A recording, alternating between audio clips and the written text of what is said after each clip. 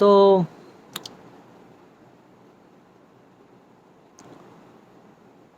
আচ্ছা, যাই হোক, আমি বলেছিলাম যে আগের দিন ক্লাসে বলেছিলাম রিলেটিভ ডেন্সিটি আগে অবধি পড়িয়েছিলাম, আজকে রিলেটিভ ডেন্সিটি পর থেকে পড়াবো, রিলেটিভ ডেন্সিটি থেকে পড়াবো।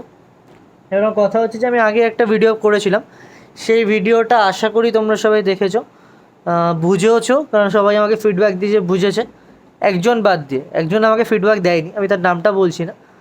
তো যে বাকিরা আমাকে সবাই ফিডব্যাক দিয়েছে, তো হোপফুলি এই যে ভিডিওটা করছি সেই ভিডিওটারও ফিডব্যাক আমি, তো তো একজনের আমি ফিডব্যাক পাইনি, বাদ বাকি সবারই ফিডব্যাক পেয়েছিলাম। তো হোপফুলি সবারই ফিডব্যাক পাবো, যে কে বুঝেছে কি বোঝেনি সেটা আমার জানা খুব দরকার। ঠিক আছে, তো এটা জানা আমার খুব দরকার যে কে বুঝেছে কে বোঝেনি, এই জিনিসটা জানা আমার খুব দরকার। কেন এইরকমভাবে আমি ফার্স্ট অফ অল এরকমভাবে পড়াতে আমি অ্যাকাস্টম নই, এরকমভাবে অনলাইনে করাচ্ছি শুধু তোমাদের জন্যই, তোমরা হয়তো বুঝতে পারো বলে। তো আমাকে আমাকে জানাবে অ্যাটলিস্ট, যে বুঝেছো কি বোঝোনি সেটা অ্যাটলিস্ট জানাবে আমাকে, কারণ সেটা আমার জানা খুব দরকার। যাই হোক, কথা না বাড়িয়ে ভিডিওটাকে বেশি বড় না করে এটাকে পড়ানো স্টার্ট করি। তো আমি যেটা পড়াবো সেটা হচ্ছে রিলেটিভ ডেন্সিটি। আগের দিন কথা মতন যেমন বলেছিলাম রিলেটিভ ডেন্সিটি পড়াবো পার্টটা। তো what is relative density? Relative density জানতে গেলে আগে যেটা জানতে হবে হোয়াট ইজ ডেন্সিটি। তো ডেন্সিটি আমরা আগের ক্লাসেই পড়েছিলাম, ডেন্সিটি মানে আমরা মাস বাই ভলিউম বলতে পারি, ডেন্সিটি মানে আমরা মাস বাই ভলিউম বলতে পারি। সো এখানে ডেন্সিটিকে কী লিখতে হবে? ডেন্সিটি লিখতে হবে it is a ratio of, যেহেতু প্রথমে লিখেছি it is the ratio of mass and volume of a substance. বলতে পারি তো একটা সাবস্টেন্সের মাস বাই ভলিউম যদি হয়, তাহলে মাস বাই ভলিউম কিন্তু মাস ইজ টু ভলিউম আমি লিখতে পারি। তো সেটাই লিখে density is the ratio of the mass and volume of substance. এবার আমরা জানি যে ডিফারেন্ট সাবস্টেন্সের ডিফারেন্ট ডিফারেন্ট তোমার ডেন্সিটি হয়, ডিফারেন্ট ডিফারেন্ট যদি মাস হয়, ডিফারেন্ট যদি ভলিউম হয়, তো ডিফারেন্ট ডিফারেন্ট তোমার ডেন্সিটি হবে। তো প্রত্যেক ডিফারেন্ট সাবস্টেন্সের ডিফারেন্ট ডেন্সিটি। যেমন কপারের আমরা জানি 8.9 গ্রাম পার সেন্টিমিটার ডেন্সিটি, লিডের আমরা জানি 11.3 গ্রাম পার সেন্টিমিটার কিউব। তো যাই হোক, তো তো এবার তো সায়েন্টিস্টরা কী করেছে আমাদের সুবিধার জন্য একটা রেফারেন্স সাবস্ট্যান্স নিয়েছে। কী নিয়েছে? Reference substance. সায়েন্টিস্টরা রেফারেন্স সাবস্ট্যান্স নিয়েছে।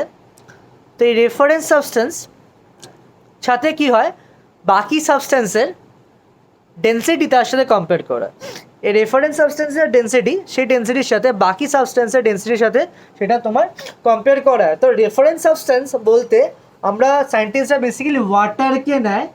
এই ওয়াটার হচ্ছে, ওয়াটারের 4 ডিগ্রি সেলসিয়াসে আমরা জানি ম্যাক্সিমাম ডেন্সিটি, এবং সেই ডেন্সিটি হচ্ছে 1 gram per centimetre, 1 gram per centimetre cube. This is the density of water. এই ওয়াটারের ডেন্সিটির সাথে, বাকি সাবস্টেন্স ডেন্সিটির সাথে কম্পেয়ার করা, ঠিক আছে? এবং এই যে কম্পেয়ার করি, যেটা আমরা এই যে কম্পেয়ার করছি একটা ওয়াটারের ডেন্সিটির সাথে, আমি আমার যে কোনো একটা সাবস্টেন্সের ডেন্সিটির সাথে ওয়াটারের ডেন্সিটি কম্পেয়ার করছি, এই কম্প্যারিজনটাকে আমরা রিলেটিভ ডেন্সিটি বলি। আমরা রিলেটিভ ডেন্সিটি বলি। তাহলে রিলেটিভ ডেন্সিটি ডেফিনেশন কি বলতে পারি? রিলেটিভ ডেন্সিটি ডেফিনেশন বলতে পারি the density of a substance, the density of a substance, with respect to density of water, at 4 degrees Celsius. কেন 4 ডিগ্রি সেলসিয়াস? কেন ওয়াটারের maximum density is at 4 degree Celsius, that is 1 gram per centimetre cube. এবং সেই কম্প্যারিজনটাকে, the density of substance with respect to the density of water 4 degree Celsius is called relative density. চাইলে এই পার্টটা copy করে নিতে পারো, লাস্ট যে পার্টটা আমি লিখেছি। ভিডিওটা পজ করে কপি করে নিই।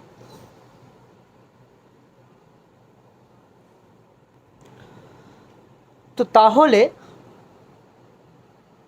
আমরা রিলেটিভ ডেন্সিটিকে ডেফিনেশন খুব সিম্পল লিখতে পারি। তো রিলেটিভ ডেন্সিটি আমরা ডেফিনেশন কি লিখতে পারি? রিলেটিভ ডেন্সিটি ডেফিনেশনও লিখতে পারি যে ইট is the relative density of substance, relative density of a substance is the ratio of is the ratio of the density of the substance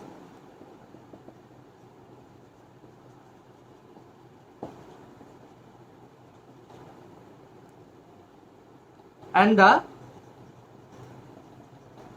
density of water at 4 degrees Celsius. বলতে পারলাম? It is the ratio of the density of the substance and the density of water at 4 degrees Celsius. তো simply যদি আমাকে যে definition লিখতে হয় তাহলে কিন্তু আমি এই পার্টটাই লিখব। এটা বুকিশ ডেফিনেশন যেটাকে আমরা তো বলি। আচ্ছা, সো এই রিলেটিভ ডেন্সিটির আরেকটা নাম যদি আমরা বলি সেই নামটা হচ্ছে তোমার স্পেসিফিক গ্র্যাভিটি। কি স্পেসিফিক দেখা যাচ্ছে তো হোপফুলি। আরেকটা নাম হচ্ছে তোমার স্পেসিফিক গ্র্যাভিটি। রিলেটিভ ডেন্সিটিকে আমরা স্পেসিফিক গ্র্যাভিটি হিসাবে আমরা ডিনোট করতে পারি। তাহলে আমরা রিলেটিভ ডেন্সিটিকে যদি একটা ইকুয়েশনের মতো যদি লিখতে চাই তাহলে রিলেটিভ ডেন্সিটি ইকুয়ালস টু আমি লিখতে পারি density of substance divided by density of water at 4 degree Celsius. ঠিক আছে, এবার আমরা কি জানি? আমরা দেখো ভালো করে একটা জিনিস দেখবে, আমরা density equals two normal density equals two আমরা জানি মাস বাই ভলিউম। এটা খুব সিম্পল একটা ফর্মুলা আমরা জানি, তাই তো? তাহলে এবার ভালো করে দেখবে কোথায় লিখি, আমি একটু এই দিকটা লিখছি, নিচে জায়গাটা একটা নিচে একটু জায়গা আছে। আচ্ছা, ধরো আমি এই যে আমার যে ডেন্সিটি অফ আ সাবস্টেন্স, এই যে ডেন্সিটি অফ আ সাবস্টেন্স, এই ডেন্সিটি অফ সাবস্টেন্সটাকে ভেঙে mass by volume of the substance লিখতে পারি ভেঙে।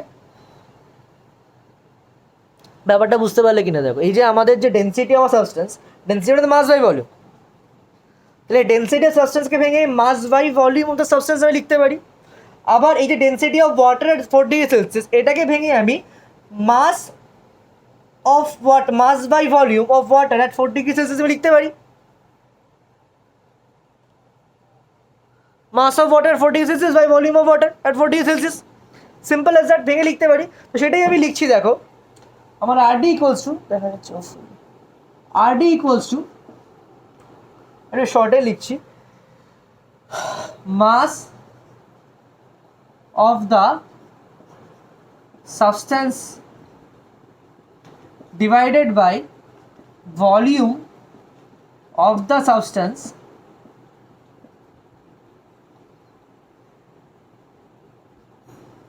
divided by mass of water at 4 degree Celsius divided by volume of water at 4 degree Celsius। আমি কি জাস্ট ডেন্সিটিটাকে ভেঙে দিলাম, আমি জাস্ট আমার ডেন্সিটি পার্টটাকে দুটো পার্টে ভেঙে দিলাম, আর কিছুই না, লিখতে পারি অ্যাজ সিম্পল অ্যাজ দ্যাট। তো দেখো, তো যদি আমরা এই যে ভলিউম অফ দ্য সাবস্টেন্স আর ভলিউম অফ দ্য ওয়াটার, এই দুটোর ভলিউম যদি সেম ধরে নিই, এই ভলিউম অফ দ্য সাবস্টেন্স আর ভলিউম অফ দ্য ওয়াটার যদি আমি সেম ধরে নিই, তাহলে আমার ব্যাপারটা কী আসছে দেখো, relative density equals to mass of the substance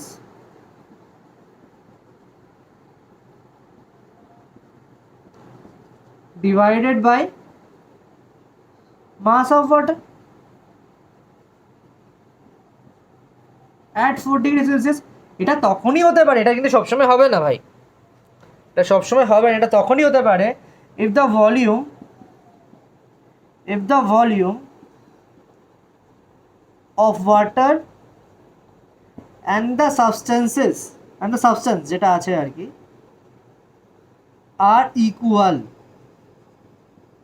যদি নিই তখনই হতে পারে, না হলে কিন্তু তোমার এই ফর্মুলাটা বসবে না। আমার জেনারেল ফর্মুলা কিন্তু এই যে এইটা, this is my general formula, এই ফর্মুলাটা ইউজ করেই আমরা কিন্তু অঙ্ক করি। This formula, yes this formula. দেখা যাচ্ছে তো সব কিছু?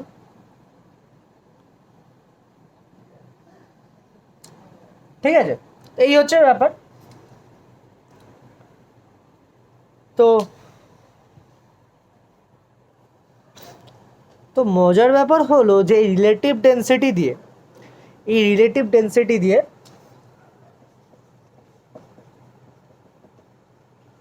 রিলেটিভ ডেন্সিটি দিয়ে আমরা অ্যাকচুয়াল ডেন্সিটিও বার করতে পারি।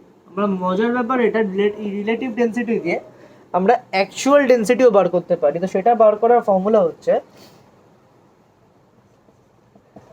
Relative density. তো আমরা যেহেতু জানি যে ডেন্সিটি, আমরা জানি যে density of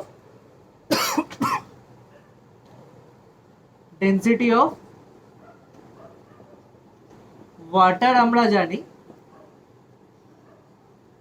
1 gram per centimetre cube at 4 degree Celsius.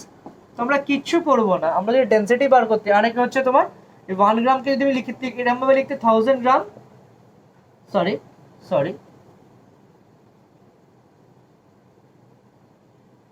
1000 KG per metre cube লিখতে পারি। তো আমরা যখন কোনো কিছু ডেন্সিটি বার করতে যাব, আমরা যখন কোনো কিছু ডেন্সিটি অফ আ সাবস্টেন্স বার করতে যাব,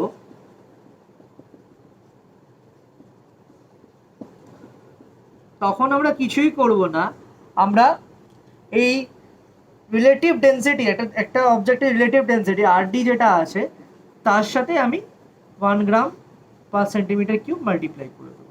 আর যদি তোমার সেটা কিলোগ্রামে থাকে তাহলে 1000 কিলোগ্রাম পার মিটার কিউব দিয়ে মাল্টিপ্লাই করে দেবো, তাহলেই তোমার ডেন্সিটি আমার সাবস্টেন্সটা বেরিয়ে যাবে। এই ফর্মুলাটি একটু মাথায় রাখবে, অঙ্ক করতে লাগতে পারে। Density of substance relative density into 1 gram per centimetre cube, আর কেজি পার মিটার কিউবে থাকে তাহলে into 1000 KG per metre cube, এটা বুঝতে হবে। আর একটা কথা বলে দিই, এই relative density has no unit. Relative density আমাদের ইউনিভার্সে কিছু কিছু মেজারমেন্টের মধ্যে পড়ে, মানে কোয়ান্টিটিসের মধ্যে, সরি কিছু ফিজিক্যাল কোয়ান্টিটিসের মধ্যে পড়ে। একটা যে রেশিও, একটা যে রিলেটিভ ডেন্সিটি, এই দুটোর কোনো ইউনিট হয় না। কেন? বেসিক্যালি রিলেটিভ ডেন্সিটি মানে দুটোর সাথে কম্পেয়ার করছি, যখন দুটোর সাথে কম্পেয়ার করছি তখন তার কোনো ইউনিট হয় না। আমরা রেশিওতে পড়েছি যে দুটো সাবস্টেন্স যখন আমরা কম্পেয়ার করি তখন তার কোনো ইউনিট হয় না। রিলেটিভ ডেন্সিটি আমরা তাই করছি, যেটা দুটো সাবস্টেন্স কম্পেয়ার করছি, সেই জন্য এর কোনো তোমার ইউনিট হয় না। আচ্ছা, এবার আমরা পরের পার্টটা যাব, পারলে কপি করে নাও এই পার্টটা, এই ফর্মুলাটা।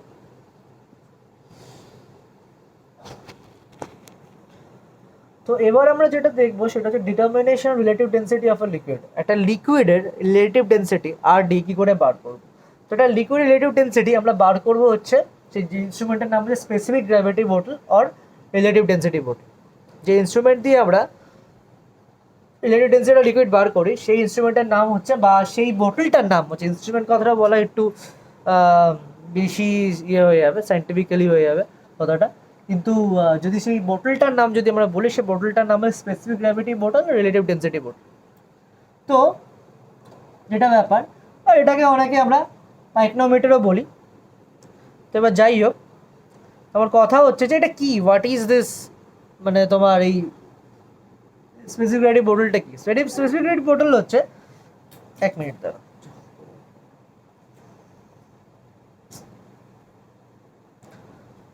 এটা কি আবার পড়ে যায়। সো যেটা আমার কথা সেটাই, তোমার এই স্পেসিফিক গ্র্যাভিটি বোটলের মধ্যে একটা ক্যাপিলারি টিউব আছে, এবং একটা ক্যাপিলারি টিউব আছে, একটা গ্লাস টপার আছে।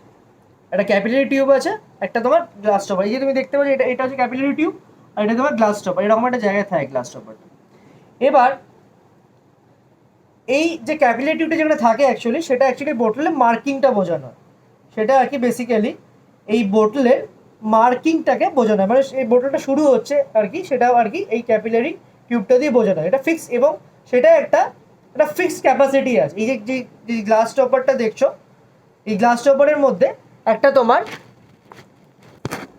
হ্যাঁ, তো যেটা বলছিলাম যে এই যে তোমার ছোট্ট একটা গ্লাস যে এটা আছে আর কি, গ্লাস কি বলবো, গ্লাস বোতল যেটা আছে, সেই গ্লাস বোতলে এখানে একটা গ্লাস টপার আছে, একটা ক্যাপিলারি টিউব আছে, ঠিক আছে? তো এই ক্যাপিলারি টিউব, এই যে ক্যাপিলারি টিউব আমরা দেখছি, এই ক্যাপিলারি টিউবের মধ্যে আমরা দেখি স্টপার আছে, এবং তার একটা, এই স্টপারের মধ্যে দিয়ে একটা ফাইন ক্যাপিলারি টিউব আছে।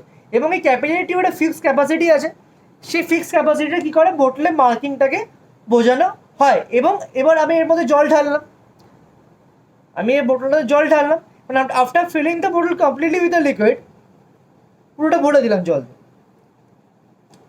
ভরার পরে আমি এই যে আমার যে গ্লাস স্টপার যেটা, সেটা আমি ইনসার্ট করলাম, এবং আমার এই গ্লাস স্টপারটা ইনসার্ট করার পরে যে এক্সেস লিকুইড যেটা থাকবে, যেটা যেটা তোমার বেশি যে লিকুইডটা থাকে, যেটা আমার মানে এক্সেস যে লিকুইড, সেই এক্সেস লিকুইডটা এটা দিয়ে তোমার বেরিয়ে চলে আসবে, এই ক্যাপিলারি টিউবটা দিয়ে তোমার বেরিয়ে তোমার চলে আসবে। এর ফলে কি হচ্ছে, দিস এনশিওর দ্যাট দ্য বোতল contains a fixed volume of any liquid filled in it. এটা আমাদের কি এনশিওর করছে, এটা এনশিওর করছে যে বোতলের মধ্যে একটা ফিক্সড অ্যামাউন্ট অফ লিকুইড এর মধ্যে পোর করা আছে। এক্সেসটা তো লাগবে না, আমার একটা ফিক্সড কোয়ান্টিটিতে আমার লিকুইড লাগবে, যা স্পেসিফিক গ্র্যাভিটি মেজার করতে পারবো। তাহলে আমি এর মধ্যে আমি মানে আমার যে লিকুইডটা স্পেসিফিক যতটা লিকুইডের স্পেসিফিক গ্র্যাভিটি মেজার করতে চাই, সেটা আমি বোতলটার মধ্যে পেয়ে গেলাম। ঠিক আছে, আমি আমার একটা ফিক্সড ভলিউম অফ লিকুইড আমি পেয়ে গেলাম। ঠিক আছে, এবার আমি মেজার করবো কি করে, আমি তো একটা ফিক্সড ভলিউম লিকুইড পেলাম, এটার আমাকে রিলেটিভ ডেন্সিটি বার করতে হবে। এবার দেখো, তাহলে আমাকে প্রসিড